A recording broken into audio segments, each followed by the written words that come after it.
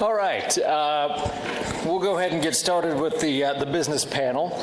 We have 4 speakers with us today. Heather Bowler from Marathon Petroleum Corporation. She's a product owner. Mark Cassiano with Whirlpool Corporation is a facilities manager. Rob Nugent with Highland Insurance Agency, the cyber risk advisor. And Dan Resnick with CLA, that's Clifton Larson Allen LLP, as the cyber principal. Thank you all for joining us today. I believe all of you have a little bit of an opening statement and talking a little bit about what you do and some of the things that you're seeing. So Heather, let's start with you. That microphone, maybe, I might have turned it off. Can you all hear me? Okay, great. Well, as Doug mentioned, my name is Heather Baylor. I am from Marathon Petroleum. I've been there for about 8.5-ish years, ever since I graduated from the University of Findlay, in a variety of different roles. And my most recent role is to look at all of the buzzwords around predictive maintenance, condition-based maintenance, really supporting our reliability and maintenance folks across the enterprise. Lots of changes there. Some not so much in the technology space. So I guess if I were to maybe summarize disruptive and what that looks like for me, it's how can we move quicker, that pressure to have speed that maybe we didn't before. Hi, I'm Mark Cassiano. I work at the Whirlpool Corporation. Worked there for 28 years in various different capacities. Currently, I'm a facilities manager, which could be anything from clogged toilets to slow internet. So some of what we end up dealing with are somewhat what Heather says here, sorry, is how do we have this connectivity within devices? Machinery, how can we push that into the next level of automation? And that's truly what we're looking at, is these breakthrough areas where we can take a dirty job and maybe automate that. Not remove the job, but make it better.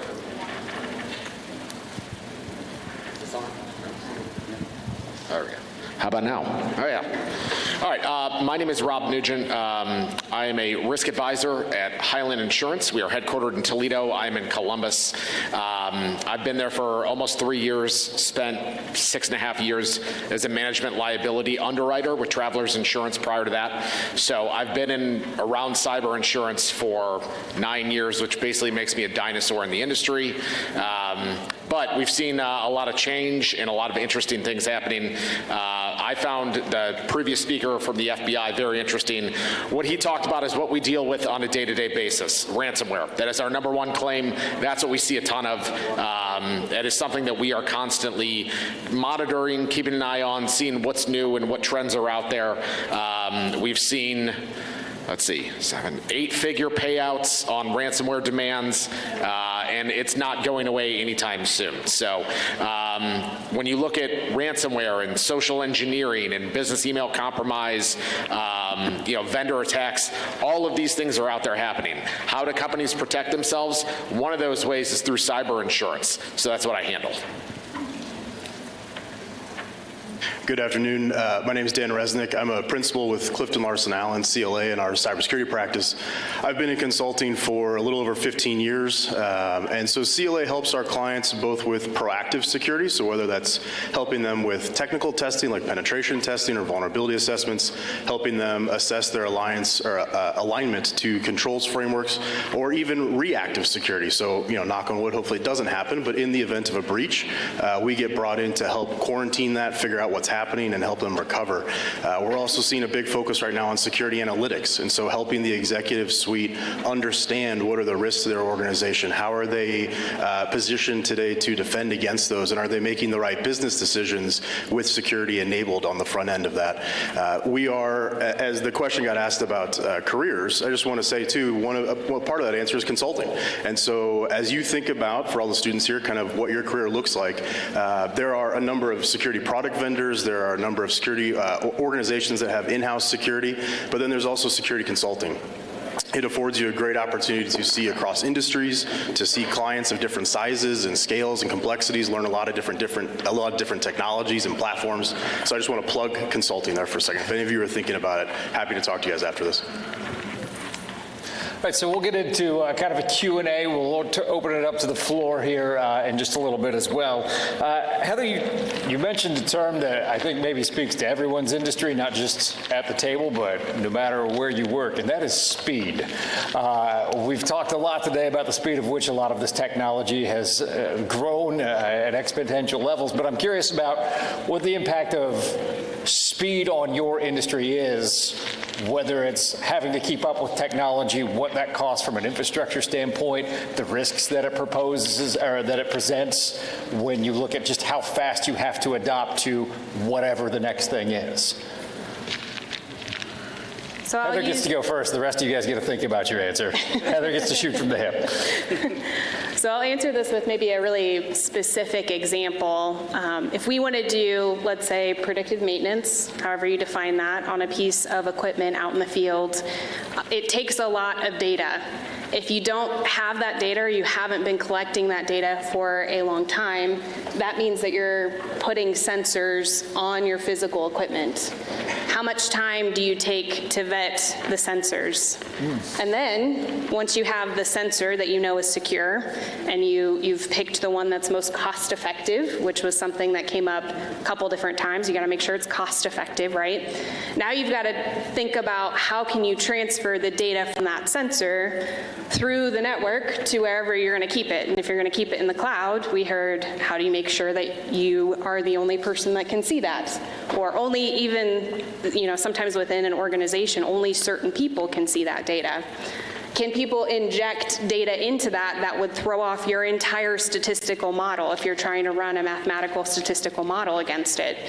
So you've got to think about every step of the way, but our business partners that we work with want to plug something in and have it just work. That's what they've seen happen in their life. That's what they experience in their smart homes that they're configuring. So to have this conversation of, we've got to slow down, we've got to ask the question, do we have the right sensor? Are we using the right network? And then are we storing it in the right place and only the right people can see it? All of that takes time that they're not used to answering that thorough question set when they say, I want to do predictive maintenance on a piece of equipment. Great answer. So I'll work kind of that question, the same thing in speed. I'll revert to it, I don't know, let's say 10 years ago. What we used to notice at lunchtime, the internet speed slowed down a lot. Why is that? It was because everybody was getting on the internet and doing their things at lunchtime. Nowadays, we actually have to have that throughput for our assembly lines to run. So Whirlpool's done a good job at building that backbone up to allow for those speeds. The other thing I remember as a controls engineer was I'd have a thing called Wireshark. Does anybody remember Wireshark? And being on that and seeing all the devices that were trying to connect to something, and it was outrageous the amount of traffic that went through that. So things have evolved going through there with technology, and it's good to see that we're getting better at things like that. So for me, when I think about speed in my industry and what I do, think about a company who gets sued for whatever it is. If you wait a week to report that claim to your carrier, nothing really changes, okay? Now, same company has some kind of cyber event, a breach, a ransomware, social engineering, whatever it may be. If you wait a week to report that, update your resume and start looking for a new job, because you're not going to have one long. It is all about go, go, go, especially in a ransomware situation. Speed is critical. You cannot wait. You've got to jump on it. You need to start shutting down anything that you can that you think may be exposed, getting everyone on board, starting communication and all of that. So speed is of the utmost importance. Very similar thought on consulting, right? We're getting paid to try and stay in front of the attackers, and that's a never-ending job. They are quick. And technology is making them ever faster. So we've been talking a lot about AI and generative AI. Just last week, I saw a presentation from a startup that is trying to combat a new threat vector that they're calling VVC, Voice and Video Compromise. They're seeing generative AI use deepfake video technology, and as the attacker gains access access to the individual's inbox, they now can join an internal Teams or Zoom call and using video and voice through deepfake represent themselves as the CEO, the CFO, or any of the executive board. And now they're talking to their own internal teams, telling them to wire money or move things around or change system settings. So that's an attack that didn't exist 6 months ago. And so the speed at which cybersecurity is having to try and stay in front of these attackers is just incredibly fast. It's exciting, it's cool, there's a lot of new stuff coming out, but to be on the proactive side and the defense side of security is a never-ending job. You are always trying to stay ahead of it. I'm going to have nightmares tonight about what you just talked about. Thank you. I'll be sending you bills. I know it's easier for them to set that up the more video and audio of you that is out there. That concerns me greatly, having a long career in media. The study that I saw was that if there's at least 30 seconds of video of you that includes voice, that's all they need to generative AI create a very realistic deepfake. Google's Notebook LM is creating podcasts. And if you haven't heard it, please go check it out. It's actually really cool. You can put in a website like CLA.com, and it will scan the website and then create a podcast with banter and jokes and correct pausing. It's not a robotic voice. It is multiple individual hosts going back and forth talking about what they saw on the website and what are the services that CLA does and how do we go to market and what's our differentiator. It is incredibly complex. It's a 30-minute podcast and it's free to create. And so it is just really incredible what generative AI is doing that is really cool and can be used for great things, but it's also really scary what the attackers are doing with it. That is amazing and terrifying all at the same time. With that, though, would it be, and this is for anybody, would it be incumbent upon a company to create a policy list of a we will never list, and we will never wire money in this fashion, or whatever it is? That way, Dion's here. I don't get a call from Dion Neubauer saying, hey, can you wire me money? I'm down visiting my mom in Florida. I need to know that that is actually something from a company policy standpoint that we will never ask each other to do. Dion, don't ask me to do that. I'm not going to do it. So from a security standpoint, yes, right? If I could get my clients to never wire money again, I'd be out of a job. But from a business standpoint, they can't do that, right? Money has to move around. So it's about finding the balance. And again, for all of the security students in the room, that's really your career as a security practitioner, is finding this balance between enough security controls to protect the organization, but not so many controls that you stifle them and you cease the business operations from being able to happen. What I'm seeing more and more of now is a passcode, a passphrase, a secret word that is never digitized. So don't put it in an email. Don't put it in a notepad on your computer. Don't put it in an Excel sheet, because consider anything that you put onto a digital surface as being compromised. And so that video call from your CEO that is now being deepfaked, if you have a secret word that only the two of you know and you've never put in an email, even if the attacker has that account and has that deepfake, they don't know that word. And so we're kind of reverting back to the analog solutions to combat these very complex technical digital attacks. But I'm seeing a lot of analog solutions try and combat that. Yeah, I think that, to your point, you're never going to be able to tell people, hey, don't wire money to someone, right? Companies have to do business, and that's how it goes. You should have good policies and procedures in place to help combat what's going on. I think that the passcode that you were talking about, I think is a great example. When you fill out an application for cyber insurance, one of the questions on there, it'll ask you about wiring money. What you should be doing is, if you get a request to wire money, you should be picking up the phone and calling that person and saying, hey, I just got this request, just making sure it's legit. When an employee sends you an email and says, I need to change my banking information for payroll, you should be reaching out to that employee and saying, I just got this email, is this legit? There's a very easy way around, and what this whole thing is called, what we refer to as social engineering. There's an easy way around it, and it's having good policies and procedures in place. That is beyond my knowledge base with Whirlpool, sorry. Same.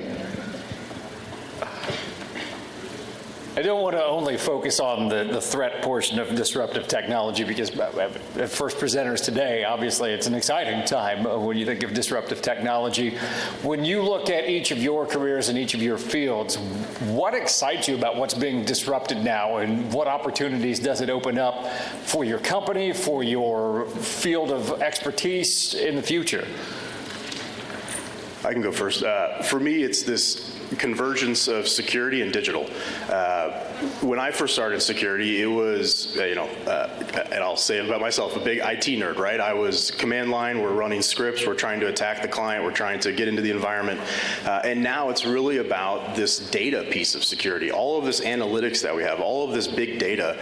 How do we help our clients and the organizations make sense of that? And whether that's visualizations and Power BI and Tableau, but helping the IT and security teams tell their story about all the work that they're doing and the threats they're protecting and defending against. So I'm really excited about this intersection between digital and security and the kind of movement from just kind of core command line security to a business-first sense of security and risk management. So what I see, back in the old days, let's say 10, 15 years ago, automation was put my part in the same spot, I'll pick it up, and I'll place it in another spot. Very repeatable. Nowadays, they have something called 4D, which is able to pick up that part in any orientation and place it in the right spot, which is completely different from where it used to be. We had to present it in there. So what they've done is they've taken a 3D model, fed it in, and then the computer is able to decipher at all those points in there where to modify the robot arm to pick that up and be able to place that. That has me excited because the opportunities within automation are extremely large compared to the way they were before.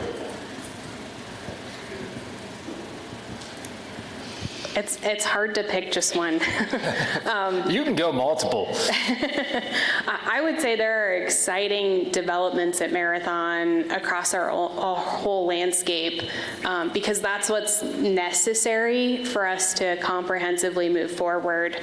If we were just making analytics steps forward, but we didn't connect it to how we're storing our data and collecting our data, we probably wouldn't have the right data to put in the analytics. So there's so many different paths that have to move forward. I think those are each their own opportunities for innovation, but then together collectively, it's a very exciting picture for the future of Marathon.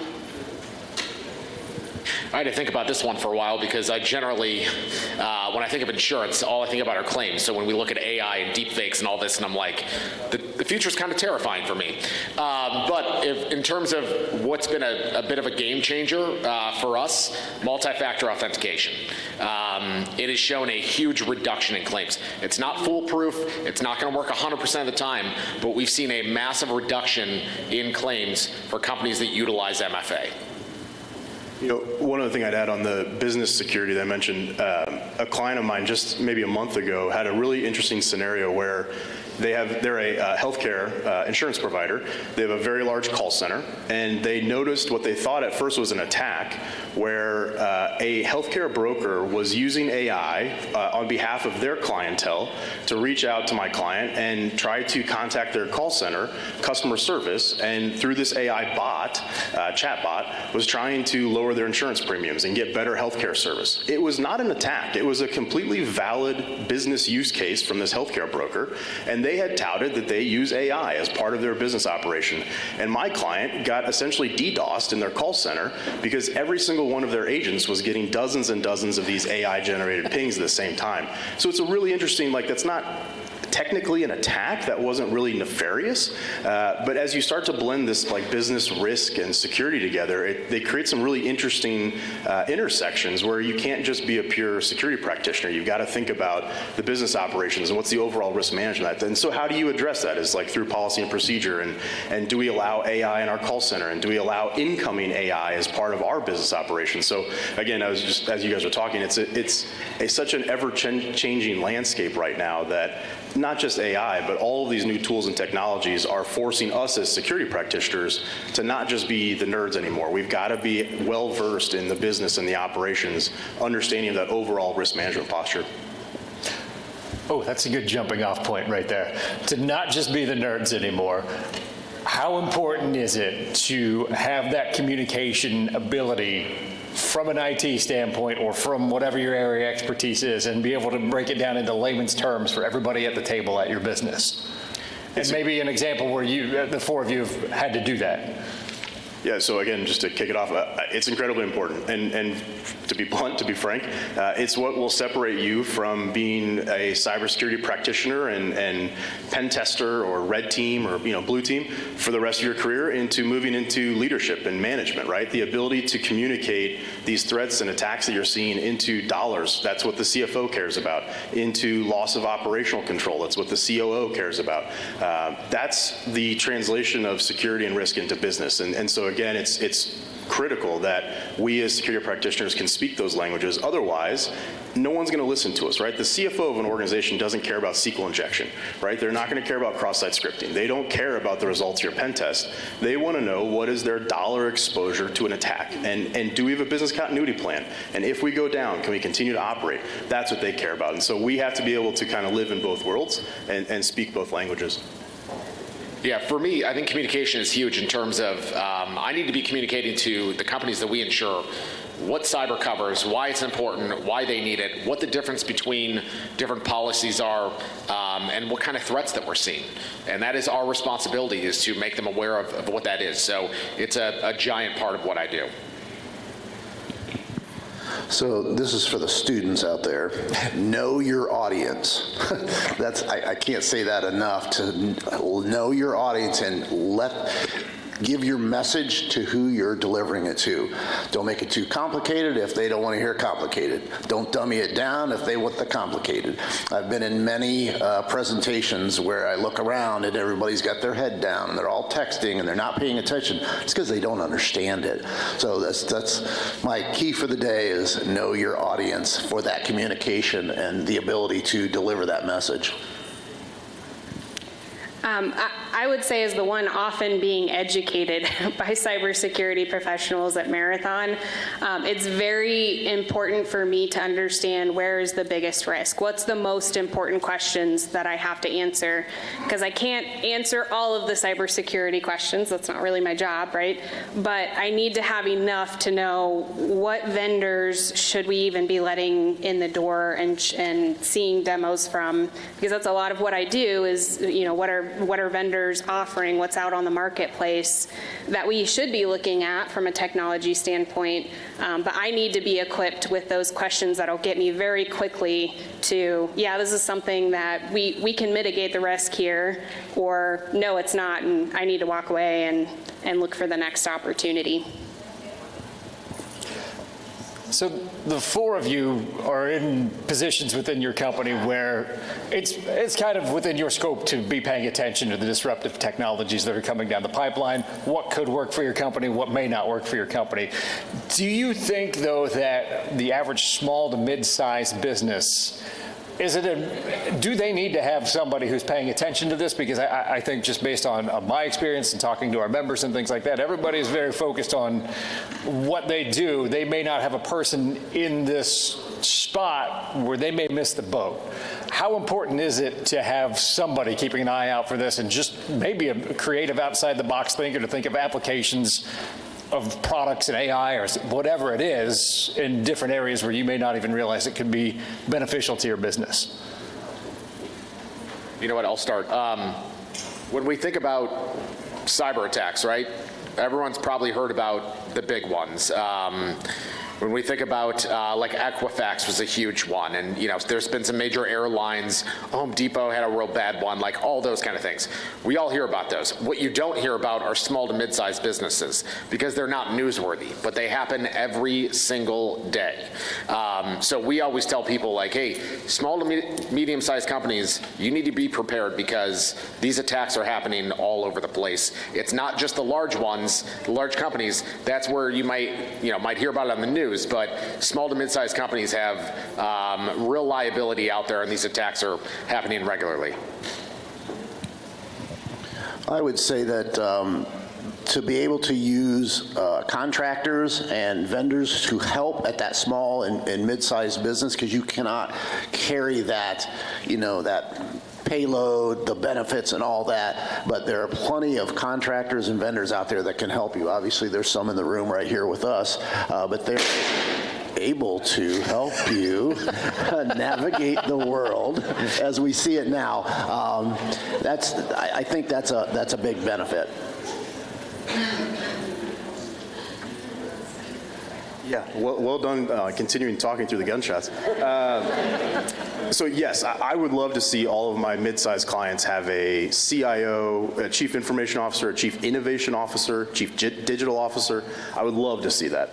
Unfortunately, as you said, right, they often don't have the budgets for those. And so using outside support or having an organization that you wear multiple hats, but having that function, maybe more than the role, is really critical. And what I'm seeing is that for my clients that don't have someone who is at least thinking about it, they're getting left behind, and their businesses are starting to slow and lag behind. So it's absolutely critical, for sure. So we have obviously a lot of college students with us today. Do we have high school students here today too? I don't remember. But we have a lot of people getting ready to just start on their career path. Certainly, given the audience, probably a lot working in IT, cybersecurity, things like that. But I kind of want to give them a feel for what your path into your current position has been. Has it been a fairly linear, I was working in this industry or in this field and ended up at this company, or were there pivot points where you moved from, I don't know, human resources to where you are now or something like that? Just kind of outline the journey, and if there was any sort of deviation that was unexpected that got you to where you are now. For me, it was fairly linear. I started in consulting on the attack team side of things. So I was doing penetration tests, vulnerability assessments, web application security, physical security, which is by far the most fun. You get to dress up as the UPS guy and break into the building. I got out of consulting and went to a large healthcare organization, insurer, which was really interesting. I went from being a consultant to being in-house and sort of seeing how the other side of that equation works, and was there for about 6 years, and then just recently got back into consulting. So my career has always been focused on cyber, focused on risk management, but have oscillated between consulting and being in-house. No one ever grows up saying, I want to be in insurance. So we'll start with that. Like everyone else in insurance, I kind of got into it by accident. So I did employment recruiting, living in Cleveland during the recession. There was a job in Columbus for a recruiter. I got my start being a recruiter for agents, then went into claims for 4 years, and then there was a job for a management liability underwriter, and I didn't know what underwriting was, and I had no idea what management liability was, but I took the job and did that for 6.5 years, and then came here. So now I'm on the cyber side. I will tell you that out of the team of 10 of us on my team, none of us have a tech background, even though we handle cyber insurance. We all have insurance backgrounds. So, keep in mind to any students here, just because you're going to school for one thing, you can pivot into whatever you would like. Here's a great example of that. My wife has a finance degree. She has a graphic design studio. She took a graphic design elective her last year at college and decided, I kind of like this, and got into that. So, but that's my story. No one really grows up dying to be in insurance, but it's a pretty good career with a lot of opportunity. Well, ditto that same fact. I came to the University of Findlay and graduated with a computer science degree. I do not work in computer science. I help support computer science. I understand it, but that's not where I work. So just to Rob's point is, just because you get a degree in that field doesn't mean you can. But if you decide to venture off, you'll be stronger in those other areas where you end up understanding and knowing this technology just from what you've learned today. I'm going to echo a lot of what's been said, which is, just to summarize, maybe with a little bit different phrasing, being open to opportunities. I'm going to go back even a little bit further. When I was younger, I went to one of my dad's meetings in like a Take Your Daughter to Work Day event.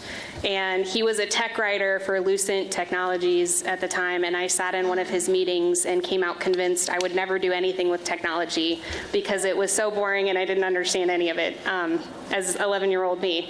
Fast forward here at the University of Findlay, I'm checking out classes. All I know is I'm good at math math, no real idea of what I want to do with that.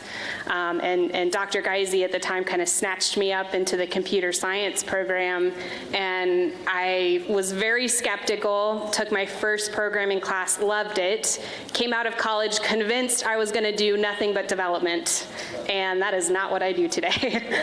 So I guess just whatever you have in mind, it's good to have those goals and it's good to go for those goals, but be open to other opportunities along the way, because you never know where you might land. And what I do now is kind of more project management focused, which is something I never thought I was going to be getting into. So just be open. So we've got about 10 minutes left in this session. I'd like to open it. Does Lynn, do you still have a microphone out there? Lynn has the microphone. We'd love to go around the room and see if anybody has any questions that we haven't talked about yet. Any questions, anyone? Okay.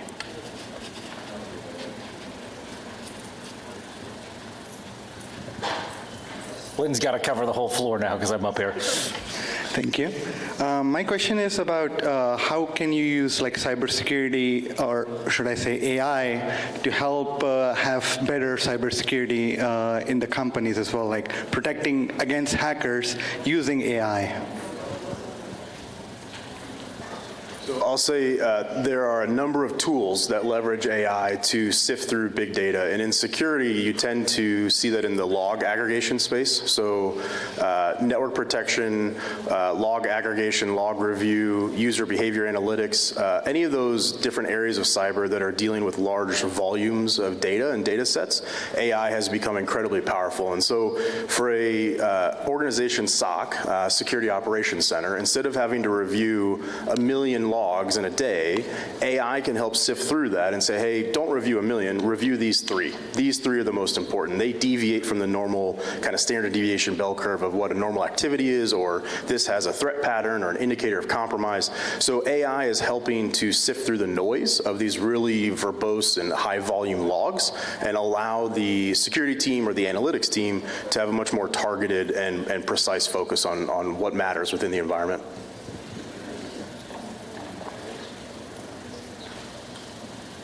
Other questions? I'll hop in here. You know what? There's a lot of AI tools out there to help with your cybersecurity, without a doubt. But I will tell you, AI in general just absolutely scares the hell out of me, because you've got a lot of people using different forms of AI, putting information into AI platforms, oftentimes company information that shouldn't be going out somewhere, and you have no idea who's on the other end who's taking a look at that. So AI, I know, is the future. There's a lot of great uses for it, but I always tell people be extremely cautious with it, because there's certainly a downside to it as well.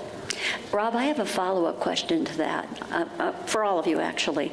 I'm really curious. We're trying to decide within my organization a tool, standardize on one AI tool that makes sense, but the primary aspect is the security aspect. Really want to make that top focus, but yet standardize on a particular tool. Have any of your organizations done that, standardize on an AI tool that is used across your company that helps control data and what's going on within your organizations? Both for CLA and the vast majority of my clients, that's Copilot. Because so many organizations are in the Microsoft suite already and use that stack, Copilot really comes to life. And so the more tools that you use within the Microsoft ecosystem, Copilot gets better and better and presents more interesting facts and richer data.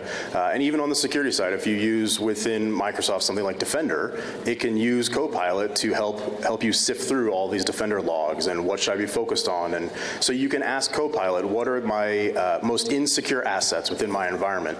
And it will present to you a list of your top 10 servers that are missing critical patches, or your workstations that haven't been online to receive the latest vulnerability signatures. And so again, AI is helping our CLA, as well as my clients, focus and not have to think about the entire environment and protecting that entire attack surface, but where are my highest areas of risk that I need to be laser focused on. Thank you. So I don't have a tool recommendation, but just kind of jumping off something that was said earlier, the penetration testing with dressing up as a UPS person. So my husband works for UPS, and I never really understood why we had to be so careful with his uniforms and keeping track of where all of his clothing articles are for his uniform that he wears to work.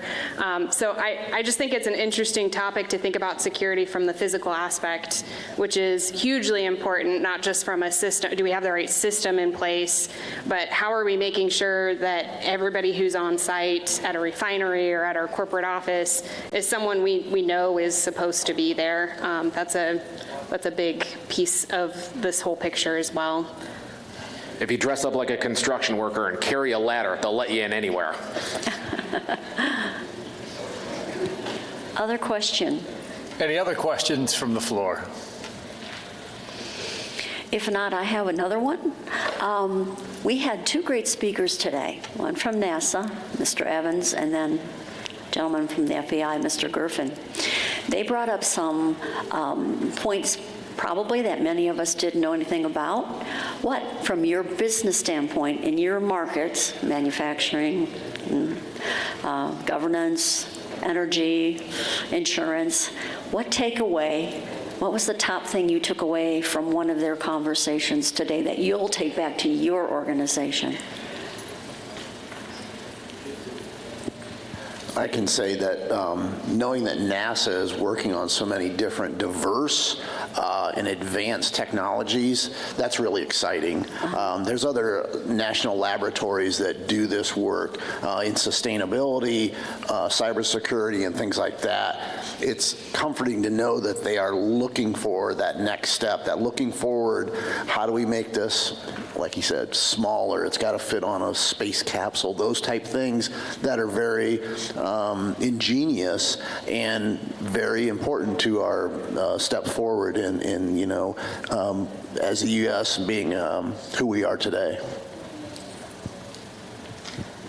So on my team, I kind of alluded to it. We do a lot of looking into new technologies and new ideas, which is a lot of research. And it was kind of a common thread really throughout even the student speakers, but just that developments happen. And even though we might evaluate something now or have evaluated something 7 years ago, we need to, I think, improve in how we keep a pulse on the market for, are we there yet? We might not be there right now. The decision might be no right now, but what would we look for in the future to say we are there now because of something that NASA, has accomplished? So how can we get better at that? Dan, were you going to say something? Yeah, I thought it was incredibly cool to think about putting a wireless network on the moon. I'd never really thought about that. So the NASA talk was awesome. At CLA and in my role, I work with the FBI quite a bit as my clients have issues. So hearing Mike's speech, it really resonated and definitely agree with everything he said. But for me, the NASA speech was really cool to think about all these different disruptive technologies that they're working on, that R&D piece, and how that can be applied in the future. Again, the moon Wi-Fi is something I'm going to be thinking about for sure. I had a little bit of a laugh that there was a guy from the FBI, a guy from NASA, and then me. And I was like, I don't know how I got to put in that mix, but it made me feel good about myself. The gentleman from the FBI, what he talked about is what we deal with all the time. These attacks, if you look at the majority of ransomware attacks, they come from 4 places. China, Russia, North Korea, Iran. There was probably the Mount Rushmore of countries that we see in general cyber attacks. So a lot of what he said I found very interesting. I would like to rewatch War Games because it's been forever since I've seen that movie, but that is a good one. So, but yeah, a lot of what he was saying is stuff that I talk to our insureds about all the time, about here's what we're seeing out there, and here's the issues, and here's where we think the next problems are coming, and here's what you can do to try and arm yourself and help yourself out to prevent these kind of attacks. So it's very good. Are there any other questions? Now's a good time, too. I know our next segment has to do with students looking for jobs, ideas about what you might want to do as far as courses to take during your time here. We've got 4 great companies represented by wonderful individuals. If anybody has any particular questions before they have to leave about your future, if they have jobs open, anything like that at all, that anybody wants to ask, please feel free to do that. We're We going to got have one Go over ahead. here, Lynn. Oh, yes. Thank you, Doug.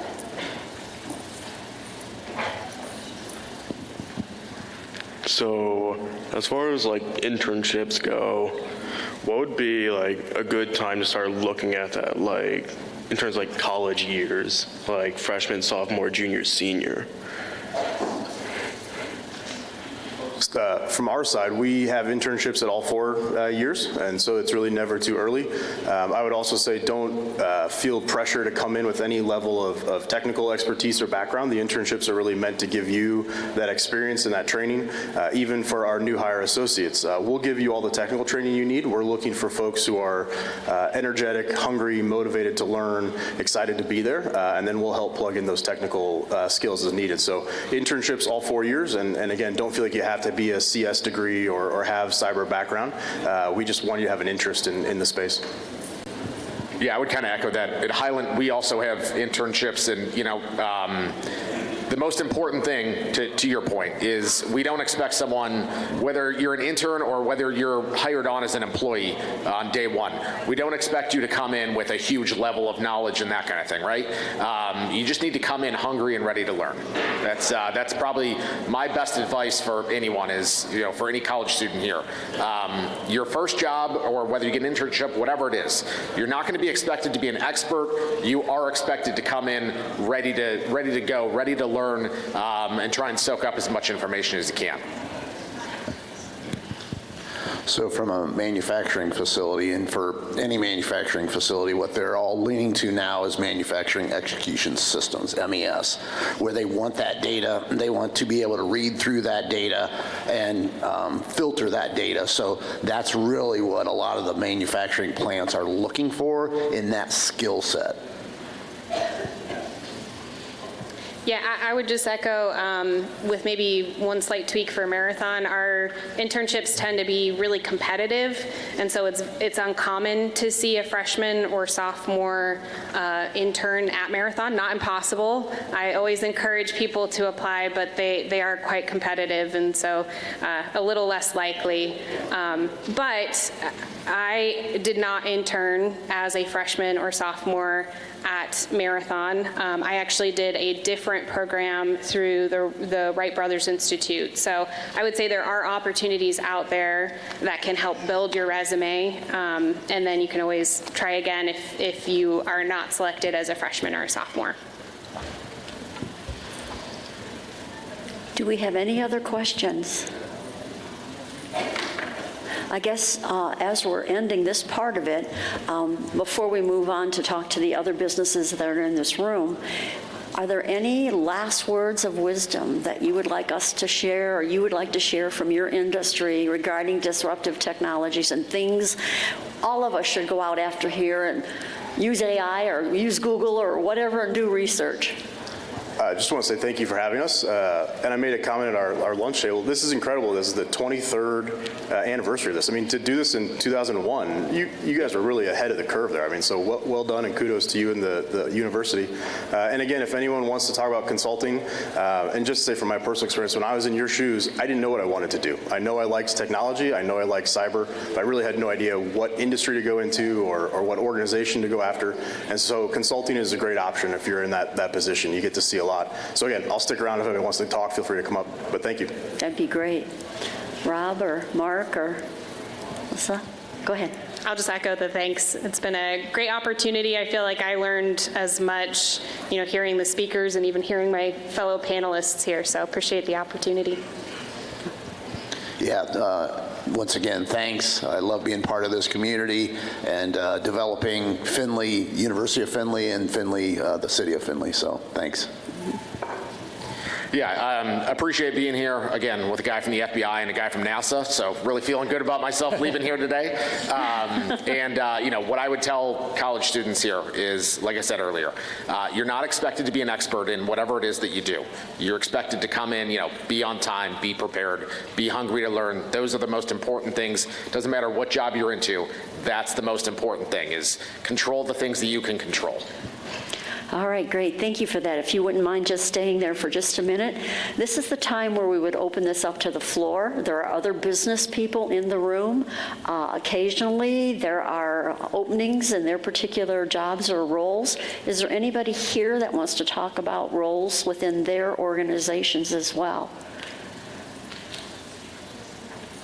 Okay. Maybe not at the moment. Okay. Well, as we were ending today, Doug, did we have anything else on our agenda that we needed to? I mean, we want to open it up to the students. You can ask any questions you want whatsoever, especially about your future. Any questions about soft skills, things you should be taking, courses you should be taking. We don't want to end the day until we make sure that we've addressed any burning questions or ideas or thoughts that you have in mind. Right, Helen? Exactly. Is there anything out there that you want to ask? Now's the time. You've got some really smart people up there, and you've got really smart people like you are in this room. I have a question. Okay, go right ahead. All right. I'd like all of those who are alumni of the University of Findlay or Findlay College to please stand so we can see how many of you are here today. Huh? I think there's a lot. Quite a number. Me too. I'm on. Right? Absolutely. Lots of different industries, lots of different lines of business. So here's a chance to ask folks, or does somebody have a story they want to tell about the path that they took to get where they are at this point? They're not brave. They're not. No, they're not. Well, and we have a young man over here. There we go. Thank you. Hi, sir. My name is Satish Krishna. I'm doing my MBA in Business Analytics. One of my friends recently got scammed by posting everything, like all of their information in their resume, and they randomly applied for whatever the companies they find in the Indeed, like they kept a target of applying 50 companies every day. They didn't check up the companies properly, and later they're getting some scam mails, scam calls and all. Would you guys give any information how to protect our resumes properly? That's a good question. To ask for some free consulting advice. Yeah, so it sounds like some form of identity theft. Changing your passwords, enabling multi-factor authentication, especially on things like email, as Mike from the FBI said. Happy to talk to you offline about the specifics of what happened there. But in general, keeping good hygiene on your identity with your passwords, multi-factor authentication, and making sure you're not sharing those credentials in multiple areas. Also say it's probably not a bad idea to look into a credit monitoring service in that scenario, and make sure that it doesn't get that far where there's a financial aspect to it. Do you guys have insurance? We don't do insurance for individuals. We only do it for companies. But there are, I believe, some policies out there that you can get like an add-on to homeowners or something like that, where you might be able to get some cyber in there. And Rob, I'm curious about that. General liability you can get, but you can actually get cyber for individual people. It's called cyber. It's not just the general liability. Okay. So I only handle commercial, so I don't know the ins and outs of it, but I know that there is some form of an add-on to a personal policy that will give you some kind of help in a cyber scenario. Oh, fantastic. Okay, I did not know that. Anybody else have any other questions? Otherwise, we're going to start our wrap-up. Anything else? No burning questions. How about from anybody in the balcony? We don't want to leave you folks out. Anybody have a question up there? I see shaking heads. Okay. Well, as we are concluding today, first of all, we want to give a big round of applause to our four folks.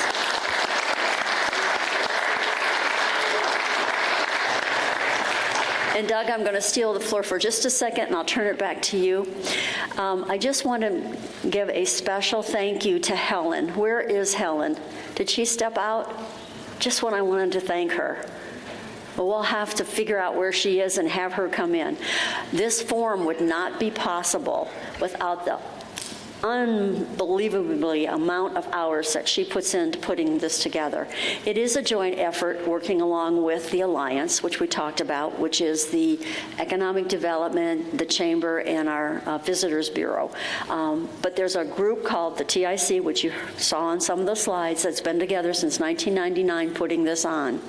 But Helen is kind of, along with Mary Jo, before her retirement, the computer science department here at the university are kind of the glue, and we have many TIC members here that represent lots of organizations as well. So when Helen comes in, we want to make sure we say, oh, there you are. We want to give you a round of applause along with the history from Mary Jo. Absolutely. And I would really appreciate it if the TIC members would stand.